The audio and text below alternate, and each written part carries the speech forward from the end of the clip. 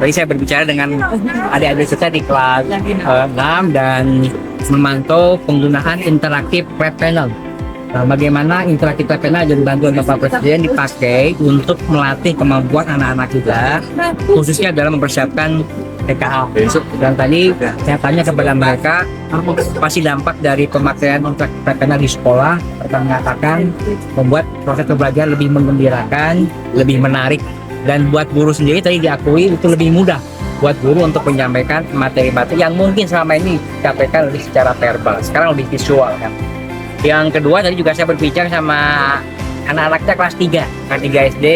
Tadi saya ingin melihat kemampuan literasi mereka, bagaimana membaca satu teks dan bagaimana mereka memahami arti teks. Dan ternyata dari yang saya minta baca, anak itu mengerti makna dari satu teks, tujuannya apa. Dan saya kira itu level kita bagaimana meningkatkan kemampuan literasi anak-anak dari semua tempat, termasuk yang ada di NTB.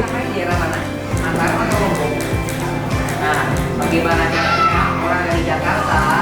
Tadi saya juga mengecek tentang pemanfaatan makan bergizi gratis tadi ke anak-anak, dan alhamdulillah ternyata sejauh ini tidak ada masalah dengan makanan yang dikonsumsi dan mereka sangat senang, terutama di samping makan ayam juga sayuran.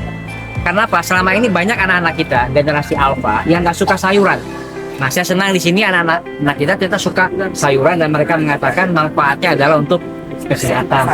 Jadi saya merasa sekolah ini sudah cukup baik ya, mengimplementasikan beberapa kebijakan dari Kementerian Pusat. Ini adalah bentuk dukungan dan kolaborasi kami antara pemerintah pusat dan juga sekolah yang ada di daerah. Sengaja saya datang pertama itu ke sekolah Dwi Jenderal, sekolah swasta, bukan sekolah negeri, untuk menunjukkan bahwa kami pemerintah berdiri di atas semua golongan dan kelompok dan menekankan aspek pemerataan kualitas antara negeri dan swasta.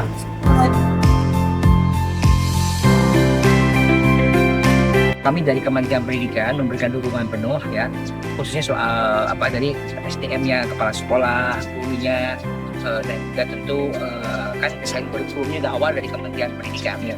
Tadi saya sudah berpesan kepada pihak sekolah juga untuk terus berkoordinasi dengan balai-balai kami ada di NTB supaya tidak terputus komunikasi, masuk kalau ada pelatihan itu tetap dilibatkan, karena memang pengelolaan FR ini ada di bawah Kementerian Sosial, tetapi SDM gurunya kan dari Kementerian Pendidikan, sehingga kita harus tetap ada sinergi supaya kapasitas guru-guru yang ada di FR juga tetap terlayani.